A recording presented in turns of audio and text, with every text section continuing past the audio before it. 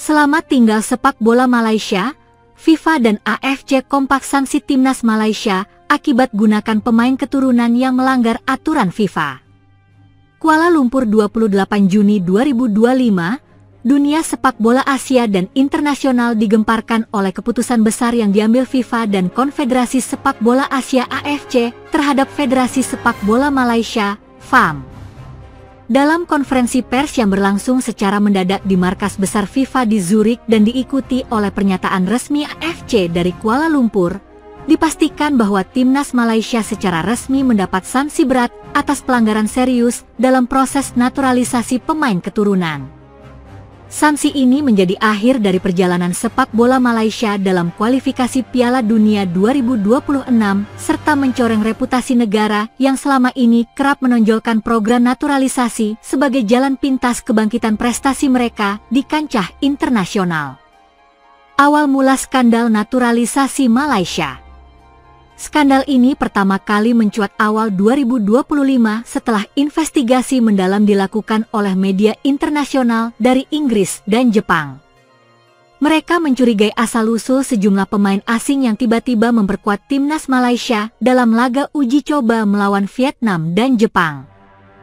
Pemain-pemain tersebut diketahui berasal dari klub-klub lapis kedua di Eropa, khususnya Inggris, Belanda, dan Prancis.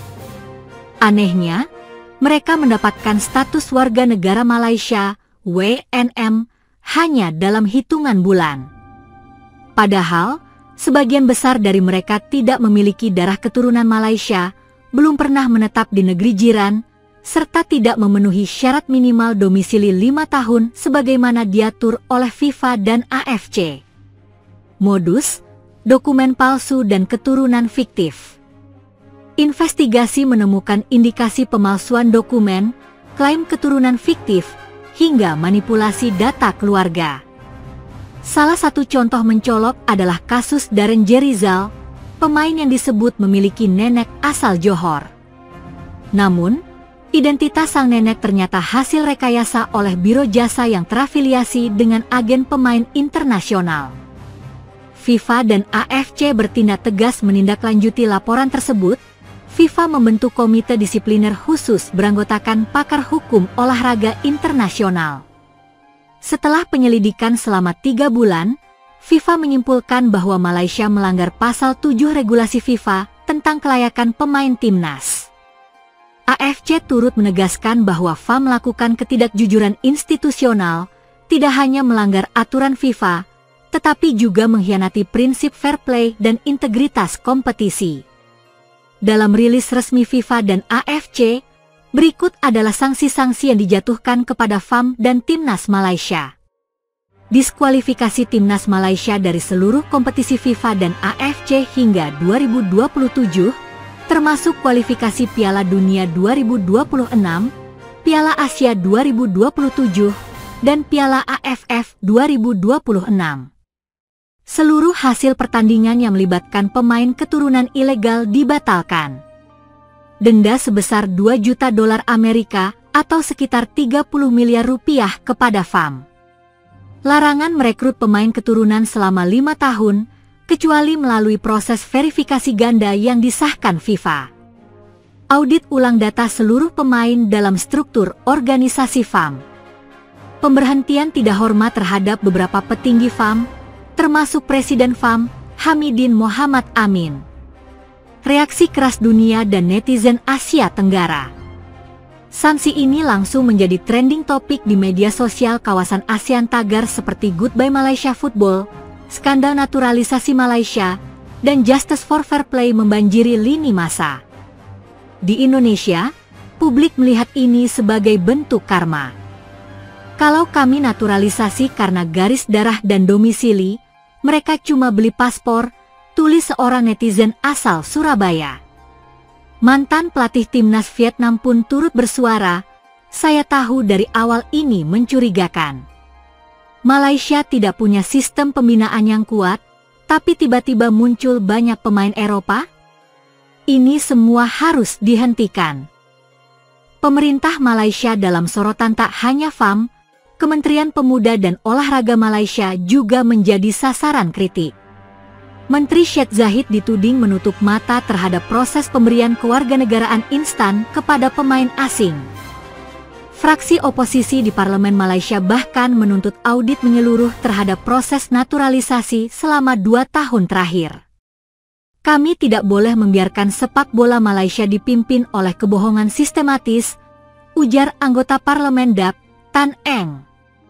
Dalam konferensi pers darurat, Presiden FA memberikan klarifikasi, kami tidak bermaksud melanggar. Semua sudah sesuai hukum Malaysia. Tapi jika FIFA menganggap kami salah, kami akan introspeksi.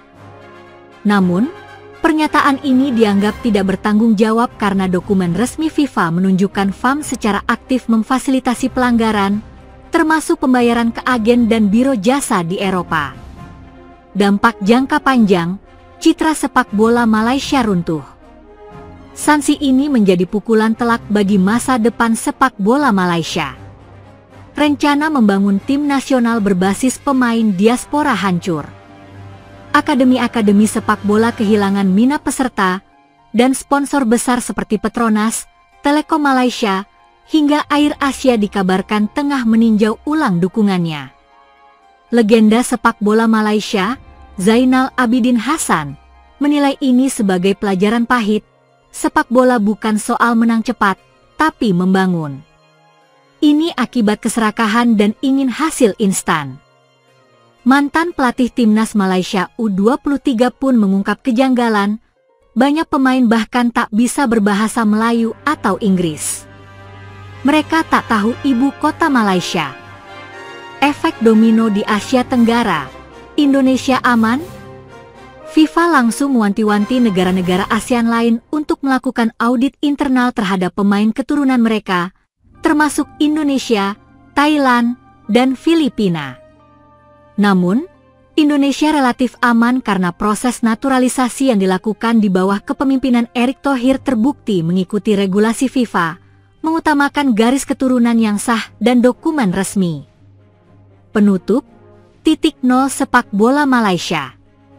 Skandal ini bukan hanya mengguncang Malaysia, tetapi menjadi pengingat bagi seluruh negara bahwa jalan pintas bukan solusi. Kini, Malaysia menghadapi masa kelam, diskors dari kompetisi internasional, ditinggalkan sponsor, dan kehilangan kepercayaan publik. Selamat tinggal, Harimau Malaya. Untuk sementara, panggung internasional tak lagi milikmu. Setidaknya hingga 2027.